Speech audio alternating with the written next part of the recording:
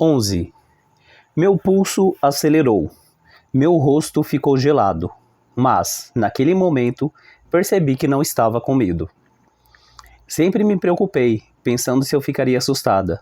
Eu falava grosso, fingia ser uma campeã, mas de quantas brigas de verdade eu tinha participado? Uma ou duas com outras crianças quando eu era mais jovem? Alguns treinos de combate nas aulas de judô? Uma parte de mim sempre se preocupava se eu estaria em pânico quando finalmente estivesse no céu. Se acabaria provando a mim mesma que era uma covarde, como todos afirmavam que eu era. Como as mentiras diziam que meu pai tinha sido. No entanto, com a mão calma e firme, acionei o acelerador e fiz uma curva, tentando me posicionar atrás do inimigo. Eu conhecia técnicas de combates aéreos. Eu sabia todas elas, de cor e salteado. Tinha desenhado as manobras nas margens de praticamente todos os cadernos que usava na escola, independente da matéria. Mesmo assim, mandei mal. Fiz a curva aberta demais e a arrojada quase bateu em mim, porque resolvemos arremeter em momentos diferentes. Uau! A arrojada falou, quando nós duas nos recuperamos. Isso é mais difícil do que parece, hein? A nave Krell escolheu Jorgen para atacar, lançando uma rajada brilhante de fogo em sua direção. Tentei ajudar, mas minha curva foi muito fechada dessa vez. Jorgen, Ned e a nave Krell se afastaram por trás de mim em uma sequência de manobras de combate aéreo. Corei, sentindo-me inútil. Eu sempre presumi que... sempre achei que faria tudo aquilo com naturalidade, mas eu tinha dificuldade até de conseguir manter a minha nave na direção certa.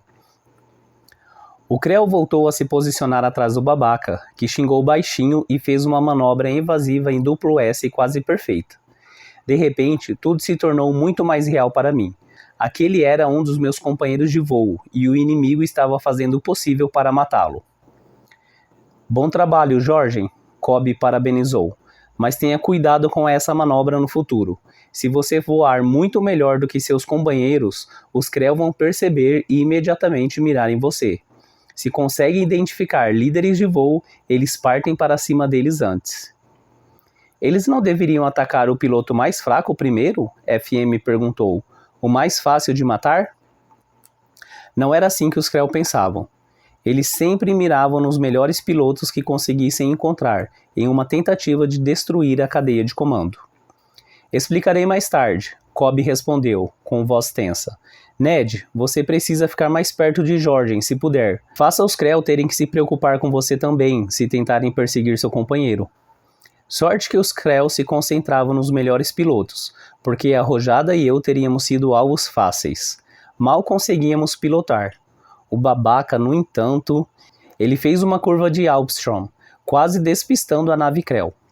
Infelizmente, a manobra seguinte do babaca não foi tão magistral. Ele a executou bem, mas quando terminou, ficou apontando sem querer na direção do resto da esquadrilha. Eu o ouvi xingar baixinho no rádio enquanto tentava desviar, mas aquilo fez com que a nave inimiga atirasse direto na nossa equipe. Eles se espalharam, as naves virando para todas as direções. Bin acabou cruzando a trajetória de Alvorecer, a garota quieta com as tatuagens. Suas naves conseguiram se afastar uma da outra, bem desajeitadas, mas pelo menos não acertaram mais ninguém. Alguns jatos de fogo saindo do incinerador Krell atingiram a nave de LED, mas o escudo dele estava ativado. Mesmo assim, ele gritou pelo rádio quando os clarões de luz sacudiram sua caça a pouco. Rangi os dentes, sentindo meu coração acelerar enquanto a Arrojada e eu conseguíamos, por fim, seguir na direção correta. Mas isso significava ter que passar entre as naves espalhadas, e foi minha vez de quase colidir com um Bin. Caramba, eu entendi o raciocínio da almirante, mas não tínhamos a menor condição de estar aqui em cima, lutando. Nesse ritmo, as únicas piras funerárias ardendo hoje seriam as nossas. A pobre Kimmalin, por exemplo, tinha se apoiado sem querer nos controles de altitude, descendo quase 500 pés abaixo de nós. O babaca mal conseguia permanecer na frente dos Krell, apesar de ter ultrapassado Ned há um tempo. Joguei meu acelerador para frente. A minha nave compensou brevemente a força G. Depois de alguns segundos, porém, ela me atingiu, pressionando-me contra meu assento e fazendo com que eu me sentisse mais pesada. Onde estão os reforços? O babaca perguntou quando o inimigo atirou nele, acertando seu escudo. A qualquer momento, Cobb disse. Eu não tenho um momento, Jorge respondeu. Vou tentar fazer a nave me seguir alto o suficiente para que a artilharia antiaérea possa atingi-la. Avise-os pelo rádio. Feito, Cobb falou.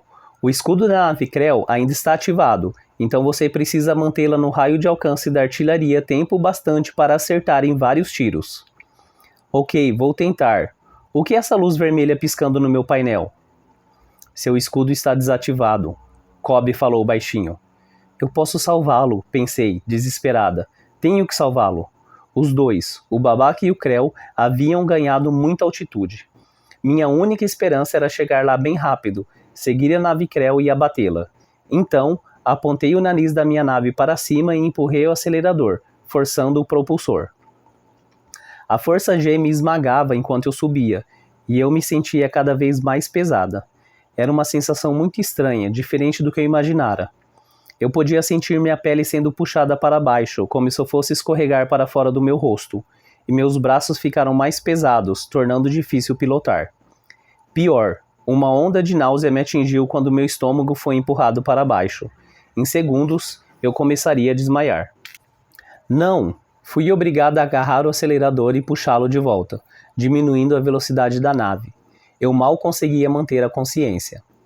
Abaixo, os imensos canhões antiaéreos que protegiam Alta começaram a disparar, mas pareciam desajeitados e lentos em comparação aos rápidos caças.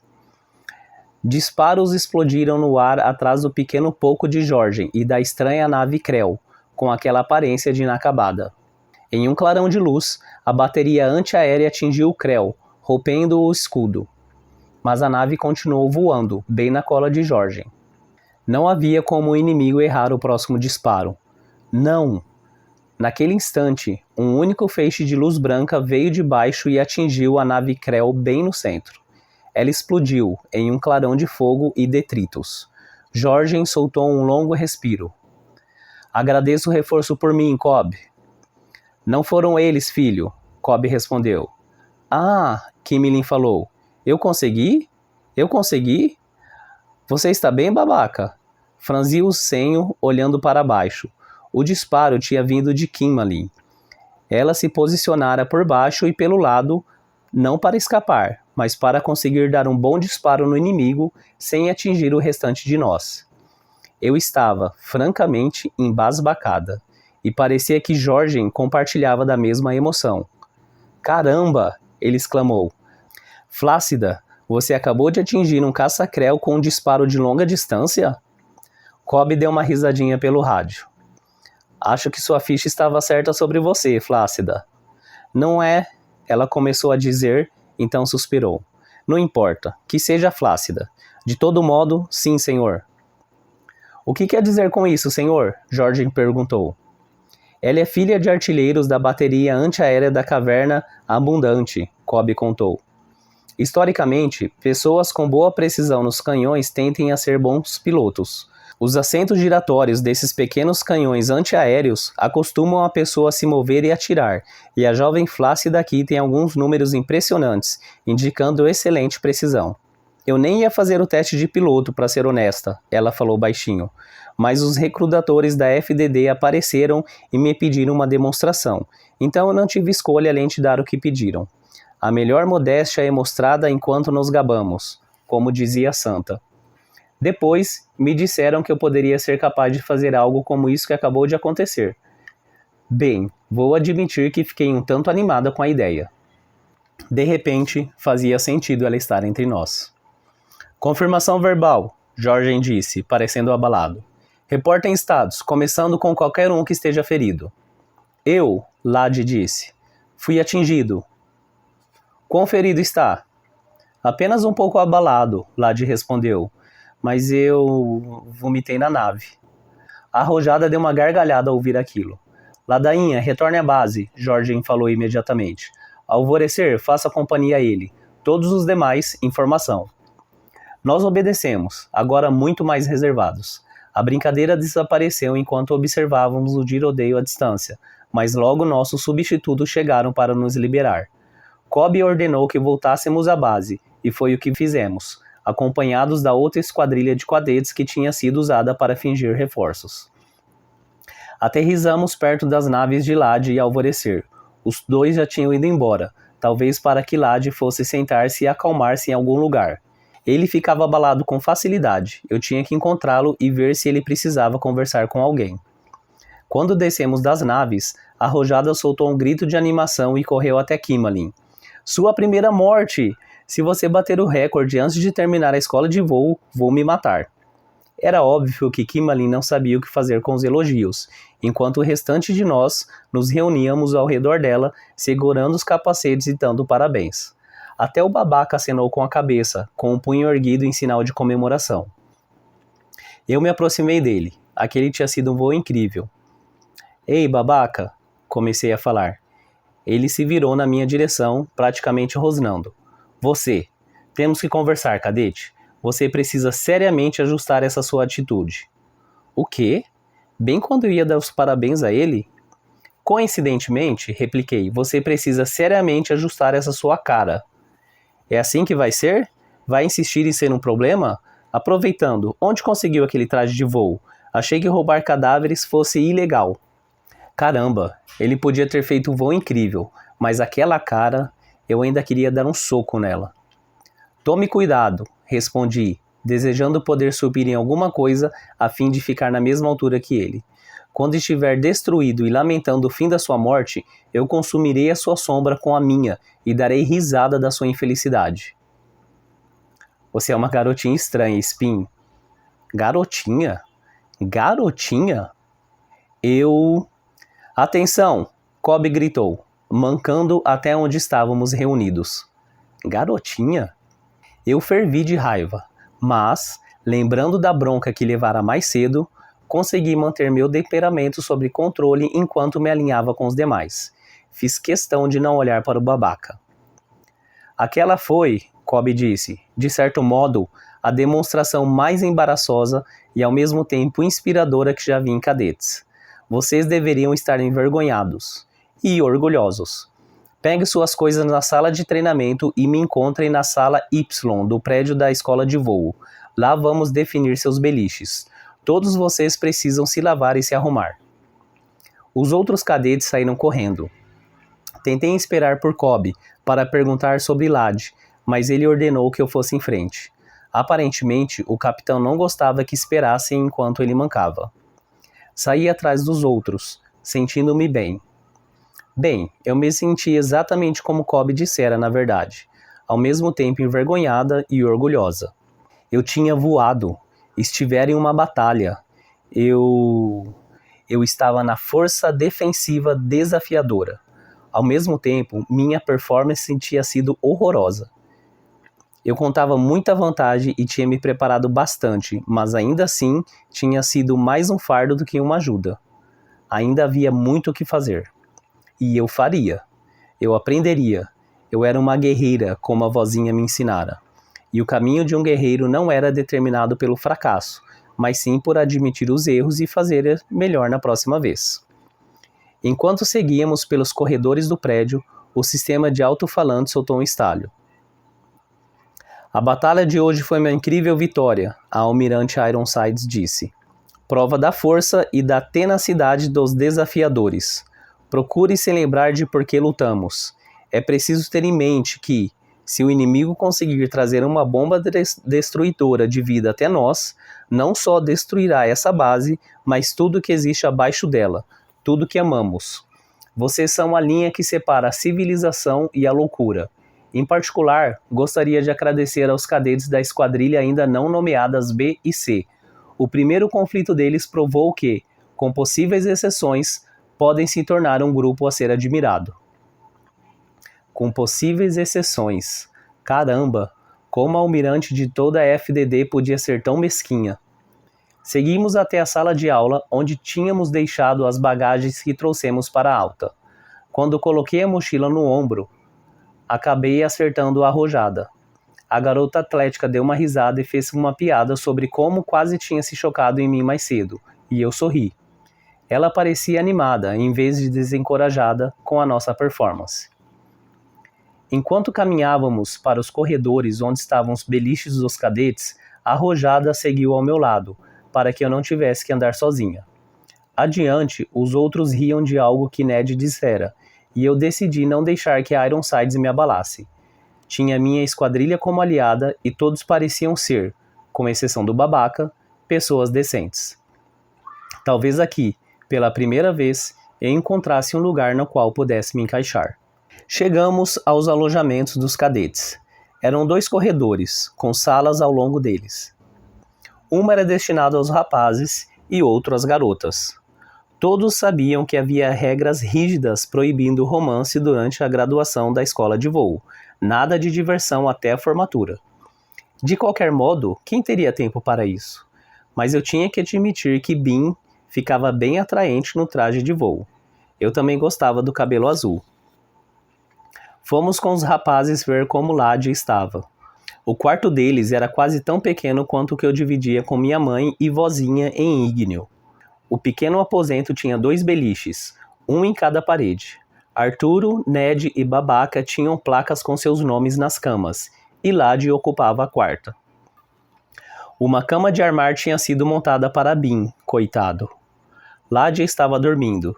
Bem, era provável que estivesse fingindo, mas aquilo significava que ele queria ficar sozinho, pelo menos por enquanto. Então, as garotas e eu voltamos para o nosso corredor. Localizamos o quarto designado para nós, e era tão pequeno e apertado quanto o outro.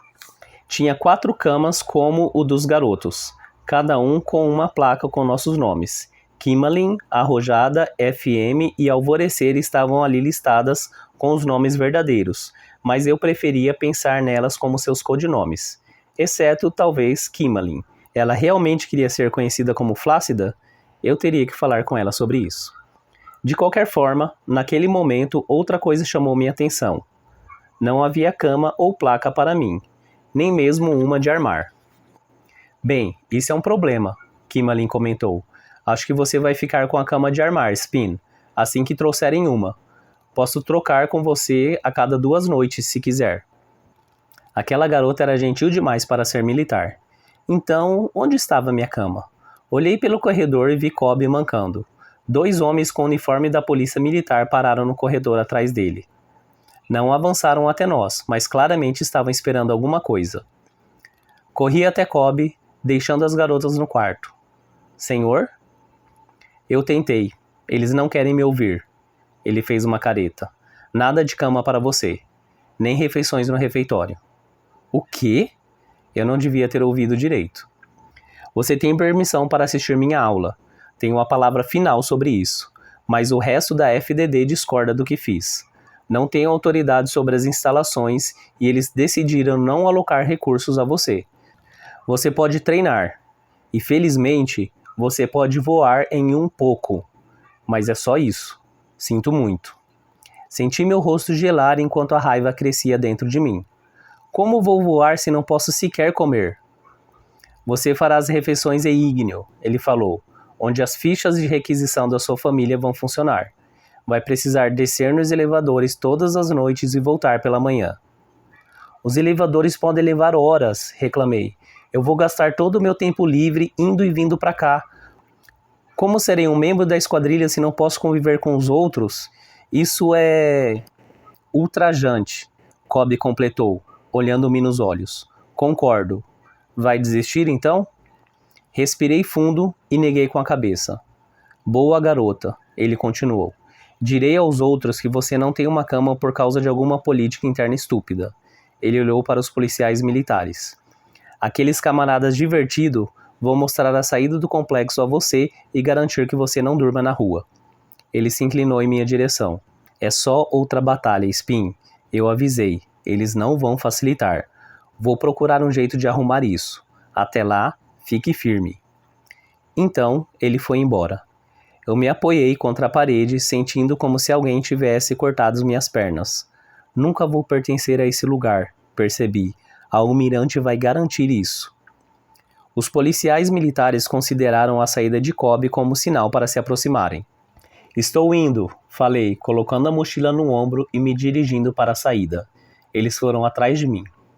Eu gostaria de me despedir das outras, mas não queria ter que explicar nada a elas. Assim, simplesmente parti. Responderia as perguntas pela manhã. De repente, eu me senti exausta. Não deixe que eles a vejam se render, pensei, caminhando com as costas eretas. Os policiais me escoltaram até a saída do edifício, e no fundo de um dos corredores pelos quais passamos, tive quase certeza de ter visto o Ironsides, observando se eu tinha partido. Assim que saí das instalações da escola de voo, os soldados me abandonaram. Não pareciam muito preocupados com a possibilidade de eu dormir na rua. Talvez fosse exatamente o que Ironsides queria. Afinal, se eu fosse presa por vadiagem, ela poderia me expulsar da FDD. Eu me peguei andando de um lado para o outro, do lado de fora do edifício, sem querer ir embora. Sem querer abandonar os outros e a sensação de camaradagem que eu tinha imaginado até ali. Sozinha. De algum modo, eu ainda estava sozinha. Eu simplesmente não aguento mais, Cobb. Uma voz falou ali perto. Aquele era o babaca? Aproximei-me do prédio e olhei pela esquina. Era a entrada dos fundos da escola. E, de fato, ali estava o babaca parado perto da porta, conversando com Cobb, do lado de dentro. O babaca ergueu as mãos. Como posso ser líder de voo se eles não me respeitam? Como posso dar ordens quando me chamam daquilo? Tenho que acabar com isso de algum jeito, proibir, ordenar que me obedeçam. Filho, Cobb respondeu, você não sabe muito sobre as Forças Armadas, sabe? Estive treinando para isso a minha vida inteira. Então, você deveria saber. Respeito não vem como um brasão ou um broche. Vem com experiência e tempo. Quanto ao nome, está começando a pegar. Então você tem duas opções válidas. Ignorar, lidar com ele por um tempo e esperar que vá embora. Ou assumi-lo e aceitá-lo, para acabar com a provocação.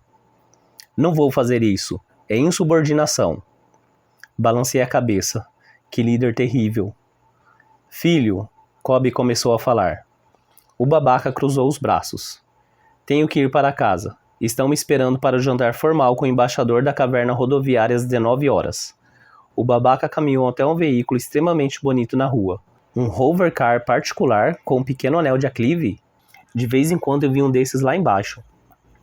O babaca subiu no veículo e o ligou. O motor rosronou, parecendo de algum modo mais primitivo do que o poder suave de seus propulsores. Caramba, pensei. Quão rico é esse cara? A família dele devia ter toneladas de mérito para se dar ao luxo de ter algo assim. E aparentemente aquilo o tornava rico demais para jantar com os outros. Ele se afastou com um movimento suave. Parecia bastante injusto que ele estivesse deixando de lado, como um pedaço estragado de carne de rato, o que me era negado. Coloquei a mochila no ombro e me afastei. Saí pelo portão do complexo da FDD, onde outro grupo de policiais militares anotou a minha passagem em um bloco de controle. Depois, segui pela rua larga, na direção dos elevadores. Minha vizinhança estava do outro lado do Igno. Então eu passaria horas e horas indo e voltando desse jeito.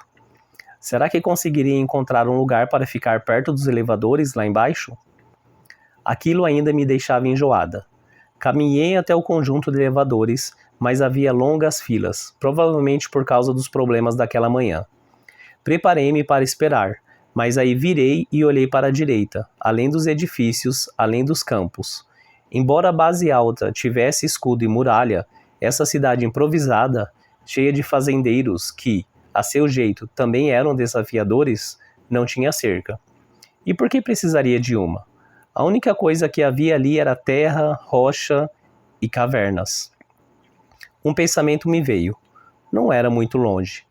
Saí da fila para os elevadores e caminhei para além dos prédios, passando pelas plantações.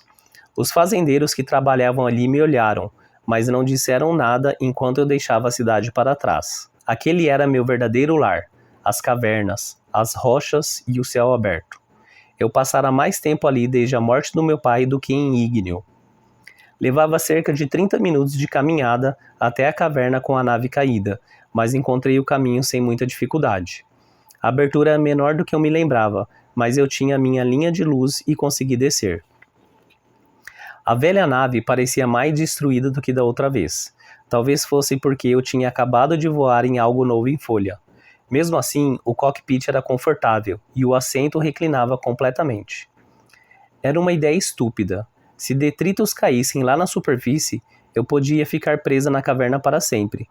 Mas eu estava magoada demais, sofrendo demais e entorpecida demais para me importar. Então, foi assim, deitado em um catre improvisado de uma nave esquecida, que caí no sono.